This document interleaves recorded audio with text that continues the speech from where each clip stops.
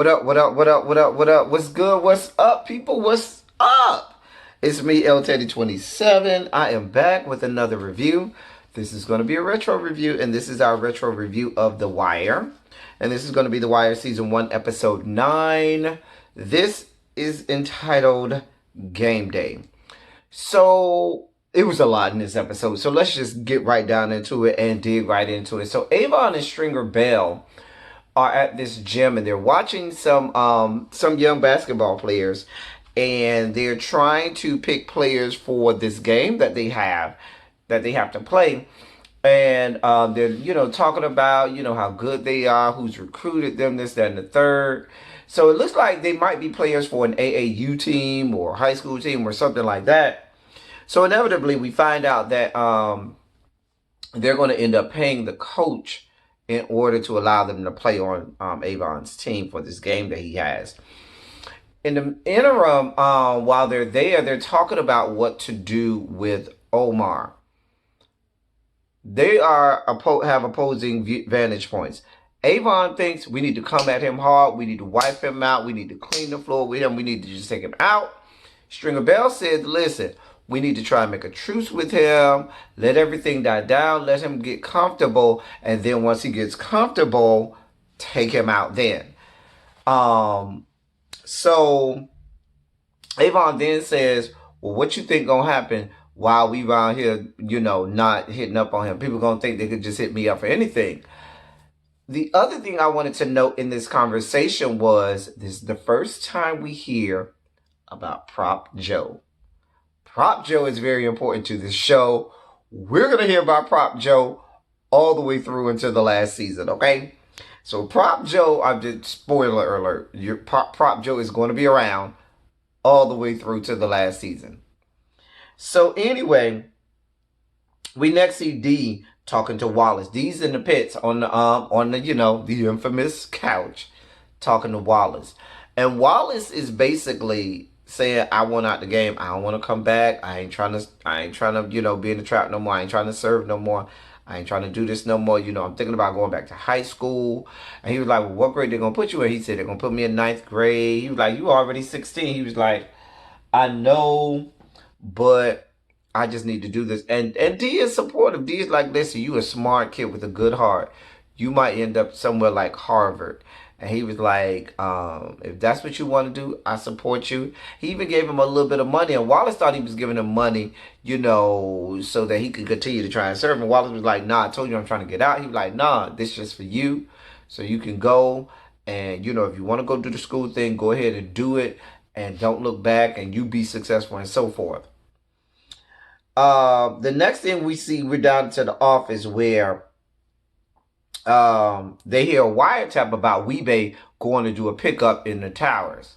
And so what they're thinking about doing is, we're going to be out there. We're going to pick up Weebay. We're going to get, see what we can get if we, pull him over, try to intercept this Weebay after this pickup or whatnot, see what they can get. Back down to the pits, after talking to Wallace, D goes over and to talk to Poot and Bodie, and they ask him what happened. And D basically told him, listen, y'all don't worry about Wallace. Let him be. He said, let him go. Don't bother him no more. Don't worry about him no more. If he want to, do his thing, let him do his thing. Let him be. He fine. So, and I like the fact that D didn't try to force Wallace to stay in the game. He said, leave him alone. Let him be. Let him do what he's doing. And I like, there are parts of D that we know are not built for the game.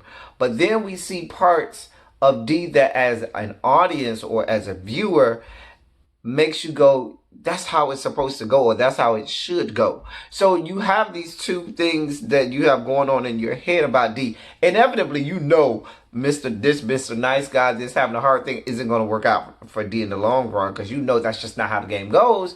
But it makes you sympathetic to D because he's trying to do things the right way. Next, we see Carver pages D. Now, what they're trying to do is, remember, the phone's done been taken out of the pits, out of the low ride. They done tore the phones down. So what they're trying to do is they're trying to get the number for other payphones in the area that they use when they have to now go and walk all the way out to try and get, to a phone to call when somebody pages them. So they call D, and D goes and answers the phone. They page D answers the phone. And when he answers the phone, Carver picks up, and he had this Korean accent. He's, talking about come pick up your food and stuff. I couldn't help but think about that scene from Don't Be a Menace to South Central while drinking your juice in the hood when they went into the corner store and the lady was walking around following Marlon Wayans' Lope Dog said, "Hurry up and buy! Hurry up and buy!" It was so racist. It's such a stereotypical. It was just so horrible, and that's kind of how I felt here. It was funny, but it was horrible. Anyway, so that way, they can call it in and say that's the we just called. That's the number, so they can take down the numbers and see what and possibly get new affidavits to get phone wiretaps on those new phones. So then we end up finding out on the wiretap, not on the wiretap, but down to the low rises, they got new product.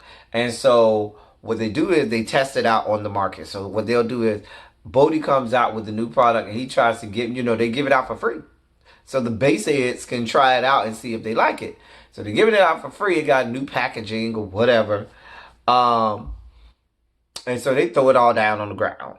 Because Bodie got frustrated because they was all trying to grab it out of his hand at one time. He got frustrated. He just threw that junk away and threw it on the ground and made them, it was real demeaning. Just made them go, crawl on the ground, pillaging for it and stuff like that. It was very demeaning or whatnot.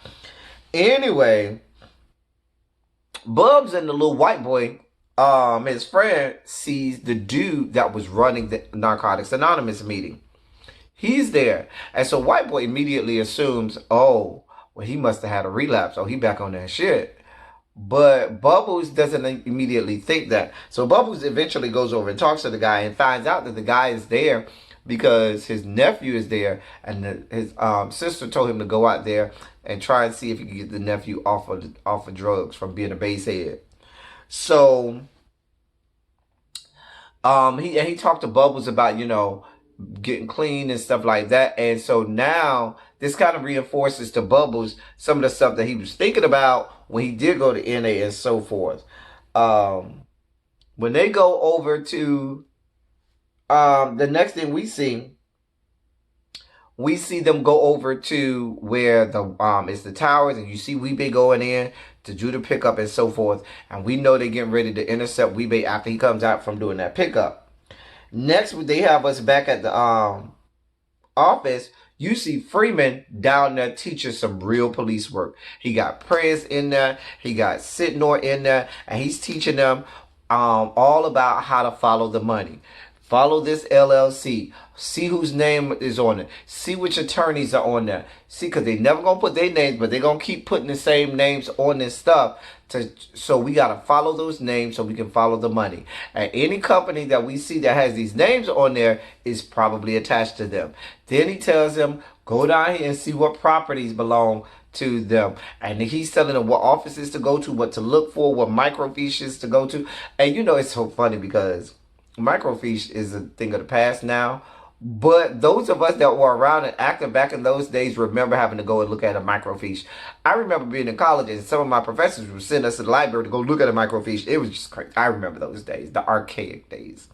These kids will never know. These kids will never know. Anyway, so they go down there and they starting to do some real detective work, some real police work. Y'all, I got pages and pages of notes, y'all. But they're researching all of the, they're following the money of Avon, trying to see where he's spending his money. Freeman, then we see him go down to some government offices, and now he's looking into the campaign contributions that have been made over the last year or two.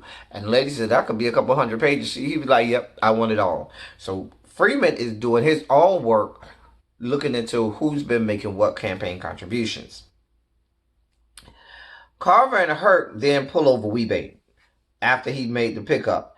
They get money, but they ain't get no drugs or nothing like that. So they end up keeping the money, but they can't keep Weebay because they ain't got no charges. So they got to let Weebay go. But they can keep the money. If Weebay got the money, honestly, he just got to go to the state attorney's office and tell how he got the money, which we know he's not. So now that's just going to be money that they got. Now, Bubs that came up with this new caper. Bubs is on this roof. He looks and sees where the guy is putting the stash of the drugs inside this, empty tire. Bubs got a fish hook and a line and is lowering it in some kind of way. I don't even know how. Then got the Ziploc bag, picked the Ziploc bag up, and is pulling it up toward the roof so he can get it and steal it. The guy goes over there to get some drugs because they done sold some. Next thing you know, all the way, Bubs is almost at the top with about to get it, and the guy sees him, and Bubs gets to run. He runs out. The guy didn't get a good visual of Bubs because Bubs ran so fast. So Bubs runs out. So the drug dealer catch these dudes coming out of the same building, thinks that that's they're the ones who stole it, and starts beating them down with a metal pipe, just beating them down. And Bubs is around the corner and hears it, and it's cringing every time he hears the guys get hit because they is getting beat down. So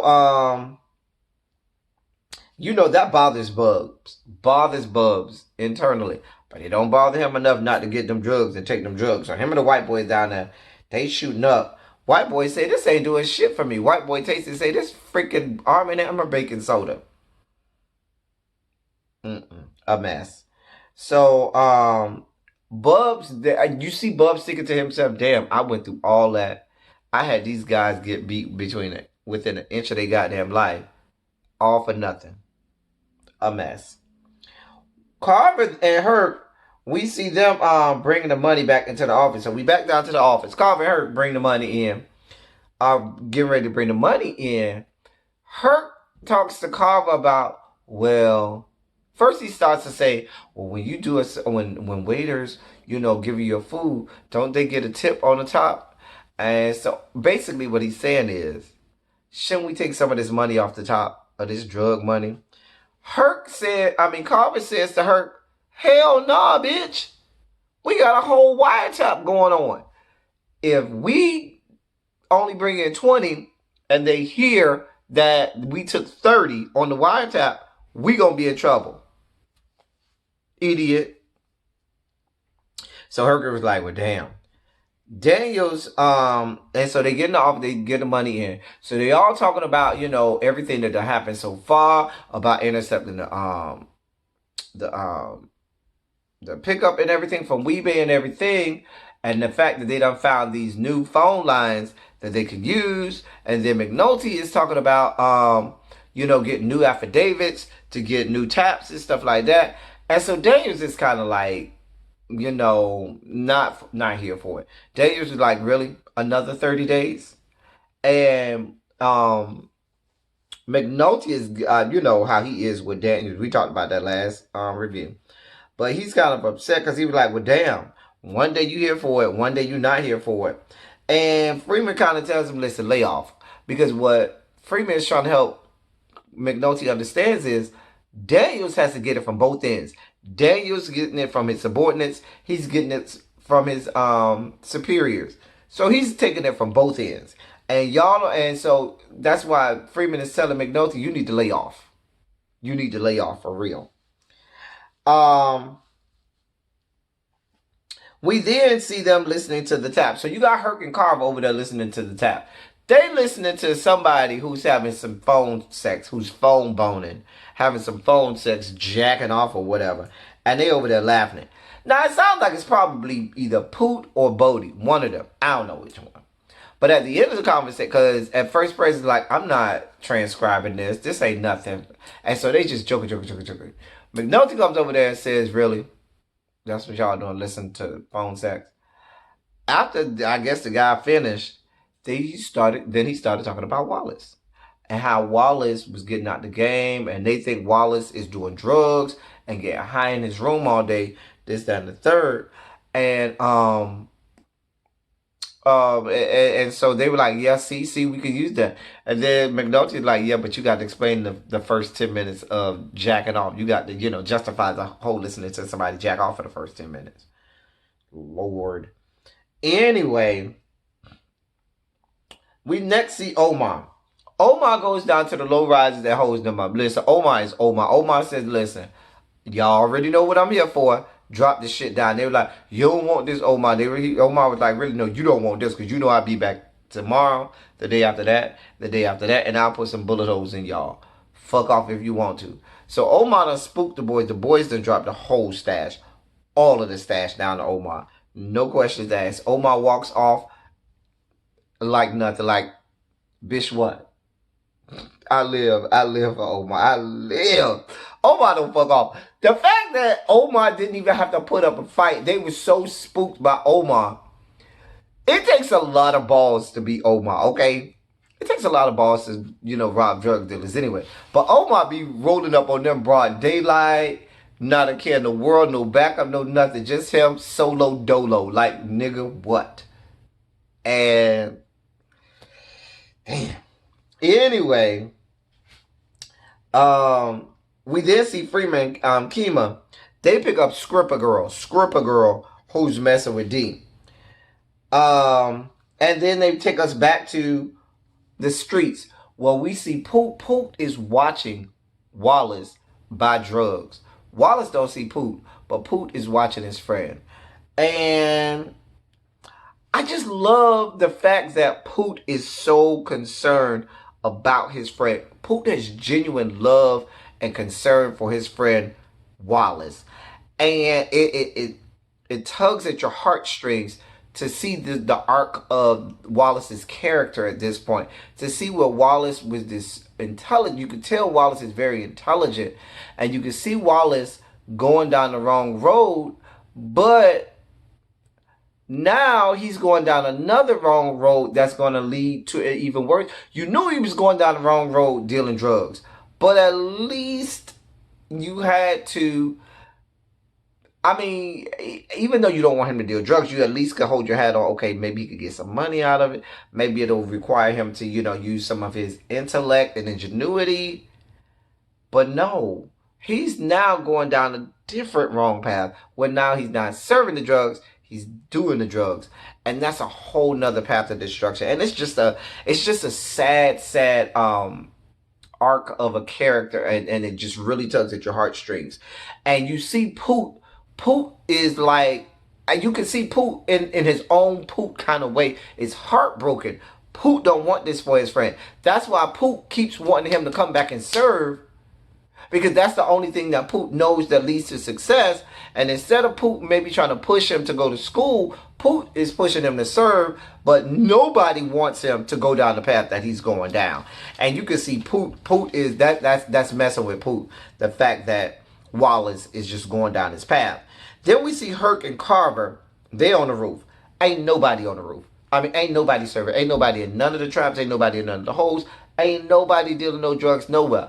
Carver say, listen, something is wrong here. Let's take a ride, because something is wrong.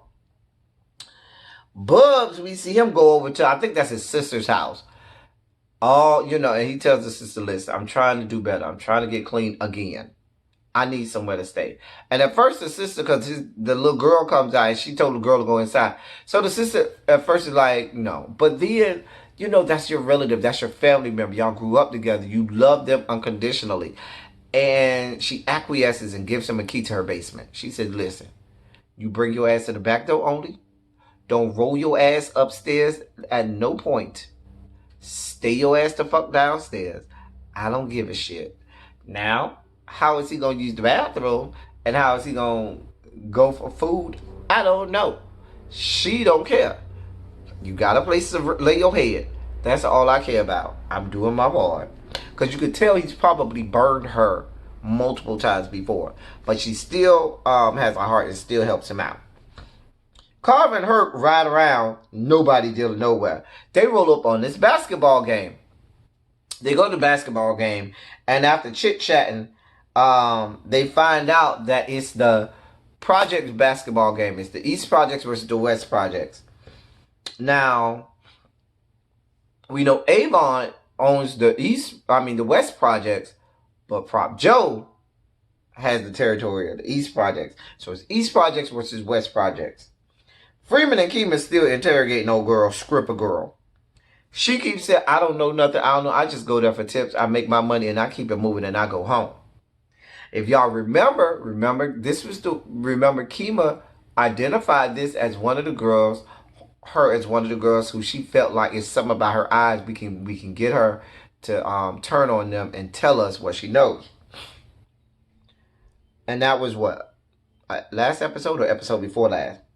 Down to the game, we see Prop Joe for the first time. And Herc and Carver are chatting with Poot. And, Poot and Bodie. Poot and Bodie was like, shouldn't y'all be on the clock? Herc and Carver like, shouldn't y'all be on the clock too? And so it was so funny, the dynamic between Herc and Carver, between the drug dealers that they be hitting up is great. I love the dynamic between them because they know what it is. They know, okay, I'm going to get you and I'm going to get you too. I just love their dynamic between each other. So anyway, they find out that from what Poot and Bodie is saying, that Avon is there. And so finally they can probably put eyes on Avon. So Freeman and Kima are still down there with the Scripper. They don't went and took the Scripper to the morgue to show her friend. Show her that the friend was dead. Tell her all about how they raped the girl. They fucked the girl, drugged her up. She overdosed and died. And they rolled her up in a carpet and threw her in a dumpster. And so Scripper girl is just crying. And they know they got it. They know she finna talk. She's finna start singing like a birdie. Back down to the office, Herc and Carver done called Daniels to tell him, we got eyes on Avon. Avon is down here at this basketball game. Y'all need to get down here. So Daniels was like, all right, we all rolling out because we got to put eyes on Daniels. McNulty is like, for what? I ain't putting no eyes on no Daniels. Not Daniels, on no Avon. For what? Daniels is like, because that's what we do in narcotics. We put eyes on people, we follow them, and it helps us get, build cases. McNulty was like, I ain't going. All I need is the voice. So everybody leaves except for McNulty and Perez, because Perez can't go nowhere. So I think that at this point, McNulty is an arrogant, cocky son of a bitch. But what McNulty doesn't realize is he can't do it by himself. He can't just go on his own instincts. He's going to need, other things that he hasn't done before and hasn't tried before to help him. So if there's something that maybe Daniels that Daniels and those in narcotics does that may help the case, he should probably try and go along with it. But he ain't here for it. Next thing you know, back down to the game, Prop Joe makes a proposition like he always do. That's why they call him Proposition Joe, to Avon, because Avon's team, it's halftime. Avon's team is up by 12 points. And Prop Joe says, how about we double down, 6 figures? Avon is like, hell yeah, it's your money you losing. Because he feels like, oh, I done got the best squad, Not knowing Prop Joe got a ringer that he haven't even put in the game yet. No, he got him. So y'all hear me turning pages because I got 1,000,001 pages. Just 1,000,001 pages. I know I'm way over on this review. So Daniels and them gets down there. They trying to identify Omar. Not Omar, damn. They trying to identify Avon. Nobody knows what he looks like. Herc is like, shit, I don't know what I'm looking like. I ain't never seen him before. I'm looking for a ghost. Sidnor looks at the picture that they had from the little boxing match or whatever from episodes ago. And then he finally locates Avon. He tells them what Avon got on, this, that, and the third. So they all got eyes on Avon. Back down to the office. They listening to wiretaps. They get some information, but they can't use it because nobody's on the roof, because everybody's down there following with Daniels looking for Avon. So McNulty says, screw it. McNulty starts falsifying the paperwork they got to do and puts on there that Sidnor was on the roof when Sidnor is down there with Daniels. And so Prez is like, Sid knows is with Daniel, and he's like, "You gonna do this?" And McNulty's like, "Yeah." McNulty don't give a shit, and this is, and he just proves that you sometimes you got to get your hands dirty to get a win, and that's what he does. And Prez is kind of like shocked by it. McNulty was like, Sid was there. That's all we need to worry about. And I think McNulty knows the game enough to know if they come out with something that's going to help the case, even though he did it the wrong way, Daniels is not going to give up that information if it helps him with the case. He knows Daniels is going to protect his men.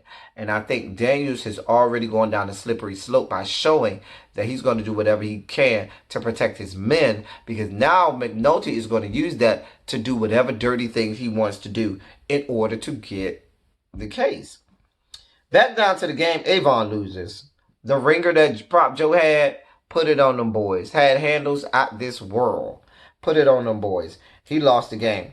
But what was important is at the end of the game, he has this argument with the ref, telling the ref, "I can't believe you did this, da da da da da." The ref is kind of spooked because it's Avon. And he was like, "Well, I guess I can put, more time on the clock." And Avon goes off on him about that. He's like, "No, that's not how the fucking game goes. You are the goddamn ref. Grow a pair of balls, know your role, know your position, and stand in it and do your job. You can't be a punk. If you the referee, you got to stand up to people, even when they scary and even when they in your face." And I thought that was a great lesson that he talked about, knowing who you are, knowing your role, and knowing that no matter who's coming at you, your role is referee, and they can't go. And the referee makes the rules. Period. So anyway, we see Freeman talking to the Scripper girl. Scripper girl is still crying and carrying on, and they start to talk about D, and the fact that D knew what happened to the girl, and D lied to her, and so she's talking about wanting to get out, quit the club, and Freeman says, "Nah, you can't quit the club, not yet. We need you. We need your help. We need you to get us as much information as you can." Then after that, we in Daniels' office. Daniels is talking to McNulty and Freeman, and they discussing everything that happened that day and where they are with the case. And I'm sorry, no, we ain't got there yet. We're at the point now where, sorry, I got ahead of myself. Avon is leaving. They got eyes on Avon, so they start following Avon. They trying to follow Avon. Avon done picked up that he's being followed. So Avon leads them on this wild goose chase, eluding them at every turn. So Daniels tells all of them to hold position. Daniels turns the corner, and who rides coming up? Daniel's going this way, Avon coming this way, and they ride past each other, and they look at each other. And Avon looks out the window and does the Matumbo finger wag at him like, "Nah, not today, buddy boy, not today." And so it's so funny with the Matumbo finger wag. Anyway, so Daniels knows he's been eluded by Avon. Back down to the office after everything is done. Now they're down to Daniels' office. And they are, going over everything that happened today. Freeman then takes over and starts talking about everything. All of this information they got about the businesses, about the property and real estate, and about the fact that Avon is also making campaign contributions.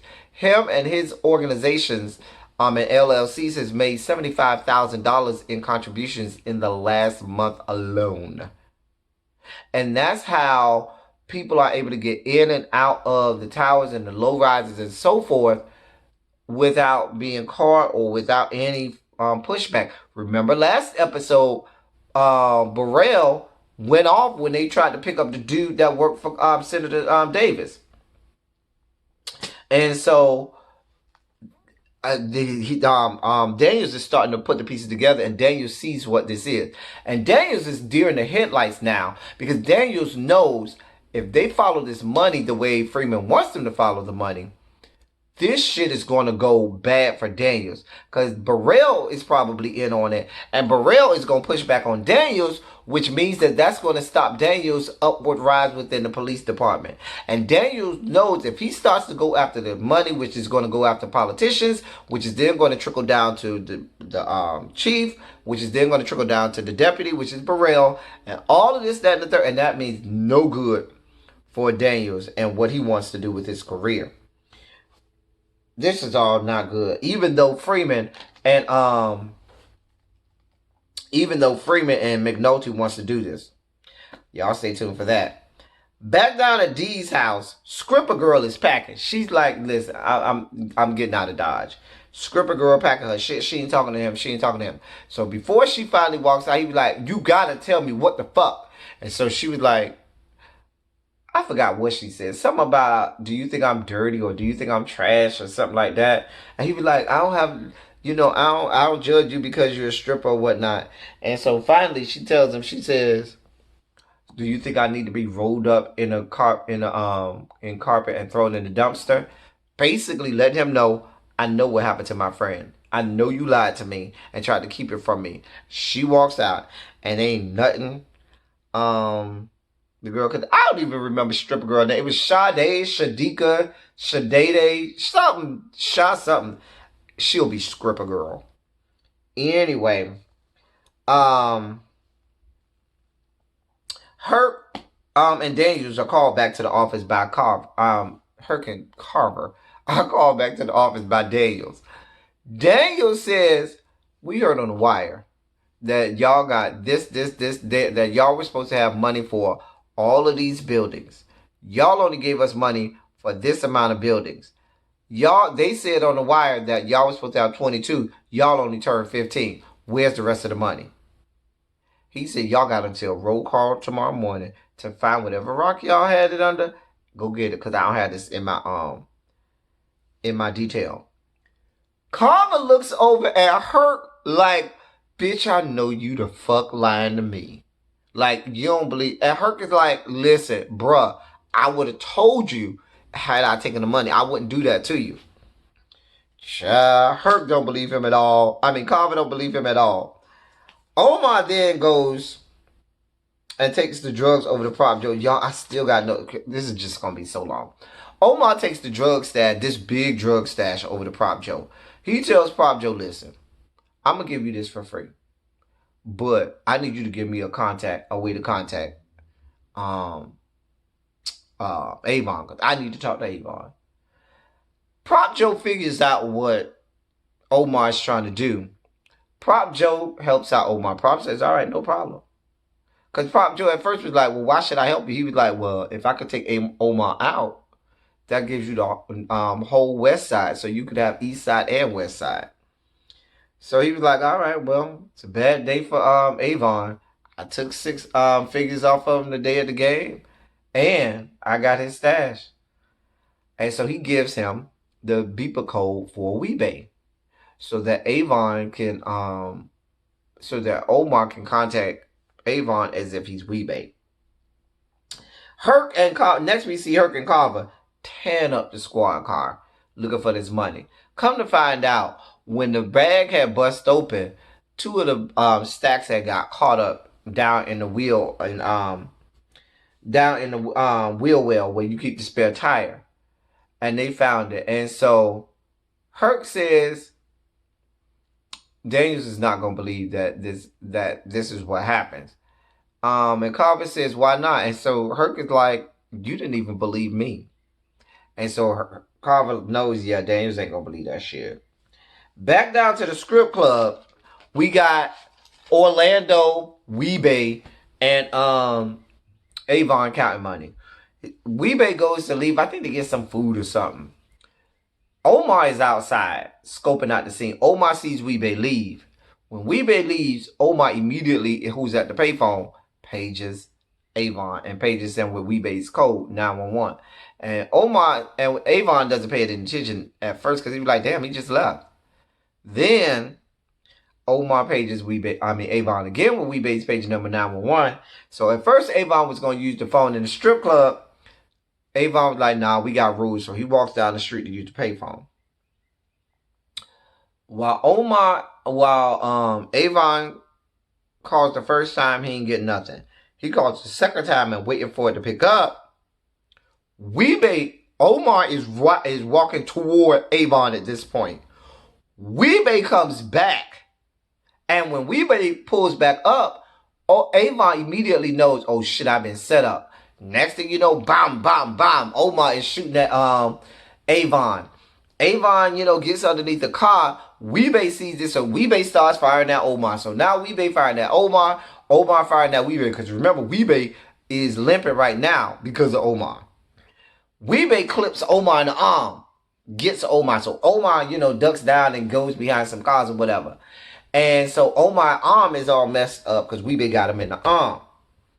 And so now Avon knows, he's a marked man too. So all of them end up getting away. And the episode ends from there. But what this means for Avon is Avon knows I got to be way more careful. They probably going to change Weebay beeper code. Avon knows that some kind of way information inside is being leaked out. And he's got to find a way to close ranks and get everything back in order. Because he knows people are out for him. And that's where it goes off. That's the whole episode, y'all. Listen, it was good, this episode. And I can't wait for episode 10. We getting close to the season finale. So y'all know it's getting better and better each episode. Y'all let me know what y'all think. Let's get down in the comment section and not argue, but about what we see. Until next time, that's all I got for y'all. Thank y'all for coming. Y'all drive safely.